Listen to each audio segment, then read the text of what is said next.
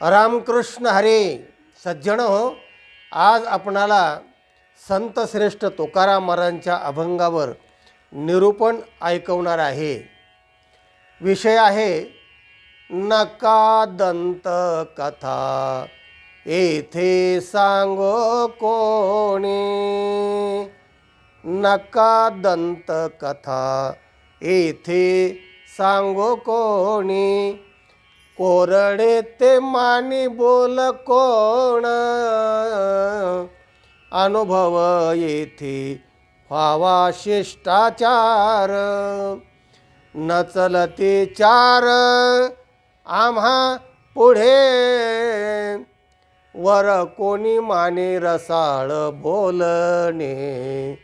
नाही झाली म्हणे ओळखितो. अनुभव येथे व्हावा शिष्टाचार. निवडी वेगळे क्षीर आणि पाणी. निवडी वेगळे क्षीर आणि पाणी. राजहंस दोन्ही वेगळा आले. तुका म्हणे येथे पाहिजे जातीचे. येरा गबाळाचे काम काय. अनुभव येथे व्हावा शिष्टाचार. तुकाराम महाराज म्हणतात की बाबा, परमार्थाकडे जाणारे दोन मार्ग आहेत. एक विहंगम मार्ग आहे आणि दुसरा पिपीलिका मार्ग आहे. म्हणजे विहंगम मार्ग म्हणजे काय, जसं पक्षी एखादं फळ खायचं असेल तर डायरेक्ट फळाला जाऊन झोंबतो. ज्ञानेश्वरीत अशा ओव्या आलेल्या आहेत, त्या जरूर वाचा. आणि पिपीलिका, जर मुंगीला त्या फळापर्यंत जायचं असेल तर तिला असं चढून हळू करून तिकडे पोहोचावं लागतं. म्हणजे क्रमाने जाणं आणि ताबडतोब वेगाने जाणं, असे दोन मार्ग परमार्थाचे आहेत.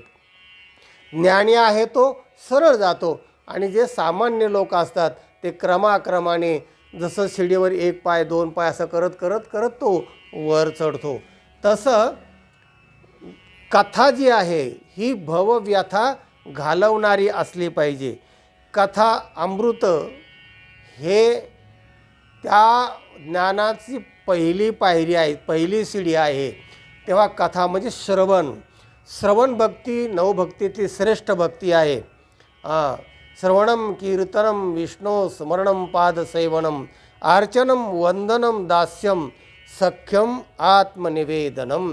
त्यामध्ये पहिले आहे श्रवण. तेव्हा कथा ऐकणाऱ्यांचा उद्धार नक्की होतो, कारण त्या ऐकण्यासाठीच ते आलेले असतात. पण कथाकार जे असतात ना, ते त्या पद्धतीचे असले पाहिजे. कथाकार इतके आम्ही पैसे घेतो आणि तरच आम्ही कथा करतो, आणि मग ते तशा प्रकारचं, त्याचा उद्देश पैशाचा जर असेल ना, तर तशा प्रकारची ढोंगी कथा संतांना मान्य नाही. आणि त्याच्यावर तुकाराम महाराजांनी शेरा मारलेला आहे. नका दंत कथा येथे सांगो कोणी. दंतकथा सांगू नका. कारण कथा ही व्यथा घालवणारी पाहिजे. निष्काम भावनेने ती कथा जर केली तर श्रोते मनाने काय दक्षिणा ठेवायची ते ठेवतीलच ना, पण लाखो रुपये श्रीमंताकडून घ्यायचे आणि पुन्हा श्रोत्यांना कथेच्या शेवटी सांगायचं की बाबा दक्षिणा ठेवल्याशिवाय पाया पडू नका. आणि मग कथे ऐका येणाऱ्या श्रोत्याची चित्ता असं एक म्हटलेलं आहे. त्यांना भीती असते की आपलं दक्षिणा ठेवावं लागेल. मग अशा प्रकारची भय निर्माण करणारी कथा असता कामा नये. तेव्हा कथाकाराने हे लक्षात घेतलं पाहिजे. म्हणून तुकाराम महाराज सांगतायत की नका दंतकथा येथे सांगो कोणी. अरे, तुम्हाला जर आनंद होत नाही, लोकांसाठी तुम्ही सांगताय, पैशासाठी सांगताय, तर तुमचा उद्धार होणार नाही, श्रोत्यांचा नक्की होईल. कोरडे ते मानी बोल कोण. तुमचे कोरडे बोल आहे, श्रोत्यांना लगेच कळतं. तेव्हा कोरडं सांगू नका, की तुम्ही त्यात ओलावा, जिव्हाळा, भक्तिप्रेम, वैराग्यपर गोष्टी, प्रेरणादायक अशा कथा सांगा की ज्याच्यामुळे श्रोत्यांना आनंद होईल आणि ते ज्ञानाच्या मोक्ष मार्गाच्या साधनेला वर जातील. अनुभव येथे व्हावा शिष्टाचार. दुसऱ्या चरणामध्ये महाराज म्हणतात अनुभव हाच खरा शिष्टाचार व्हायला पाहिजे. शिष्ट आचार म्हणजे शिकलेल्यांचा आचार, ज्ञानी माणसांचा आचार म्हणजे शिष्टाचार होय. तेव्हा शिष्टाचार महत्त्वाचा असतो, पण तो कोणता शिष्टाचार? अनुभवी जे लोक आहेत त्यांचा आचार म्हणजे शिष्टाचार. तर अनुभव हा सगळ्यात मोठा महत्त्वाचा मुद्दा परमार्थामध्ये आहे.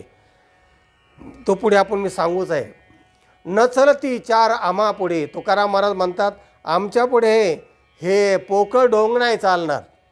हां, तुम्ही काय करताय, काय तुमची कथा आहे हे आम्हाला लगेच कळतं आहे. तुकाराम महाराज म्हणजे त्यातले तज्ज्ञ आहेत, जाणकार आहेत. तो कशाकरता कथा करतो हे तुकाराम महाराजाला त्यावेळी कळत होतं आणि त्यावेळी पण कथाकार होते. वर कोणी माने रसाळ बोलणे, नाही झाली मने ओळखितो. तेव्हा रसाळ जरी तुम्ही बोलत असले तर तो रस तुमच्यामध्ये उतरला आहे का, श्रोत्यासाठी तुम्ही रस निष्पत्ती करण्याचा प्रयत्न करतायत असं लगेच ओळखलं जातं. निवडी वेगळे क्षीर आणि पाणी, राजहंस दोन्ही वेगळाली, असं चौथ्या चरणामध्ये महाराज हा निरक्षीर न्यायाने राजहंस जो असतो ना त्याने ती चोच जर अशी घातली ना दुधामध्ये तर पाणी वेगळं आणि दूध वेगळं होतं, दूधच तो पितो. म्हणजे राजहंस म्हणजे ज्ञानी लोक किंवा जाणकार लोक समजतात की याचा खरा परमार्थ काय आहे का लोकांसाठीच सांगतोय फक्त पैसे मिळण्यासाठी. तर महाराज म्हणतात हे ओळखलं जातं. निवडी वेगळे नीर आणि पाणी, पाणी आणि दूध वेगळं निवडतो कोण? राजहंस. आणि पाचव्या चरणात तुकाराम महाराज म्हणतात म्हणे येथे, तुका म्हणे येथे पाहिजे जातीचे, अनुभवाचेच लोक ऐकणारे पाहिजे आणि सांगणारे पण अनुभवी पाहिजे. जातीचे, त्या जातीचे अभ्यासू, प्रेमळ, भक्ती जाणणारे, भक्तीची ओढ असणारे असे असले पाहिजे. त्याला जातीचे म्हटलं तुकाराम महाराज म्हणतात. माझी जातीचे मज भेटो कोणी, आवडीची धनी फेडावया. या भंगावर आपला एक व्हिडिओ झालेला आहे की त्यांची जात कोणती, संतांची जात कोणती, या शीर्षकाखाली तो व्हिडिओ जरूर ऐका. तेव्हा महाराज म्हणतात तुका म्हणे येथे पाहिजे जातीचे, एरा गबाळाचे काय काम. एरा गबाळ जे आहे ना एकूण तिकून उचलायचं आणि ते लोकांच्या श्रोत्यांना सांगायचं आणि त्याच्यावर आपला उदरनिर्वाह करायचा. अशी जर तुमची निव्वळ साध्य जर तुमचं लक्ष्मी असेल तर मग तुकाराम महाराज म्हणतात ते काय बरोबर नाही आहे. तेव्हा कथा ही व्यथा घालवणारी असली पाहिजे. कथा ही अमृत आहे, ती ज्ञानाची पहिली पायरी आहे, शिडी आहे आणि ती श्रवण भक्तीने श्रोते नक्की तरतात. कथा ही व्यथा घालवणारी पहिली पायरी आहे. कथा ही ज्ञानाकडे नेणारी असली पाहिजे. परमार्थ म्हणजे प्रमाण लक्षणाभ्याम ही वस्तुसिद्धी आहे. तर परमार्थ म्हणजे नेमकं काय, तर त्याच्यामध्ये प्रमाण असलं पाहिजे, लक्षण असलं पाहिजे आणि म्हणजे प्रमाण, युक्ती आणि अनुभव या तीन याच्यावर परमार्थ या परमार्थाचे निकष होतो. या निकषावर परमार्थ असतो. म्हणजे परमार्थाला प्रमाण पाहिजे, म्हणजे प्रमाणं असतात कथेमध्ये, प्रमाणं असतात. कारण समजा लंकेवर कथा सांगतो आहे, लंका दहन सांगतो आहे, पण ते लंका सांगत असताना ते प्रमाणा सहज सांगतो, पोथीतच आलेलं असतं ते. पण लक्षणाभ्याम त्याचं लक्षण पण सांगावं लागतं आणि वस्तुसिद्धीही म्हणजे प्रमाण, युक्ती आणि अनुभव. लंका सोन्याची होती, इतके घरं होते, अमुक सगळ्यांनी सांगितले, सोन्याची इतकी, चांदीची इतकी, संतांनी पण वर्णन केलं आहे. हे आहे, कथा आहे, प्रमाण आहे. पण जर ते युक्तीवर घेतलं की मग सोन्याची लंका जळते का, सोनं जळतं का, आत्ता का नाही, असं जर तर्कवितर्क कोणी करू लागलं आणि ती कुठं होती, एखादं घर का सापडत नाही, तर त्याच्यावर पण ते तर्कावर टेकलं पाहिजे, युक्तीवर टेकलं पाहिजे.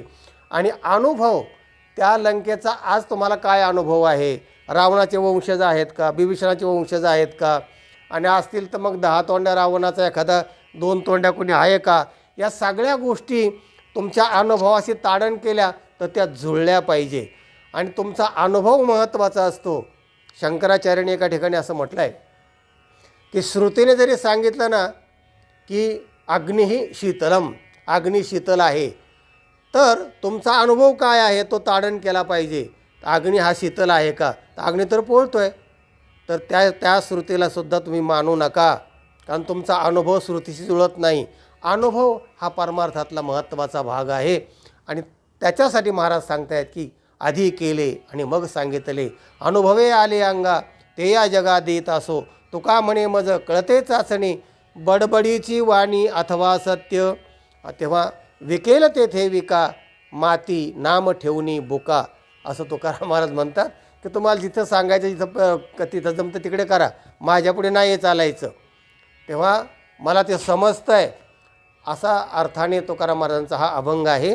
तेव्हा कथा अमृत आहे आणि श्रोत्यांचा उद्धार करणारा आहे.